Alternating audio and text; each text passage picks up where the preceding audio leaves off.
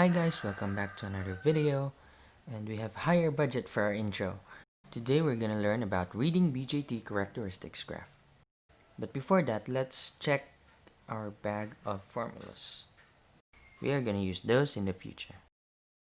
So here's an example of a BJT characteristics graph. On the left side, there's the IC. On the bottom side, there's the VCE. And this is what the graph looks like if your IB is 0 microamps, 10 microamps, and so on and so forth. Let's say the given is as shown in the screen. IC is equal to 7 milliamps and VCE equals 21 volts. Connect those 2 points together and you get a line. All the points of this line is now called Q points. So you can have multiple Q points depending on your IB.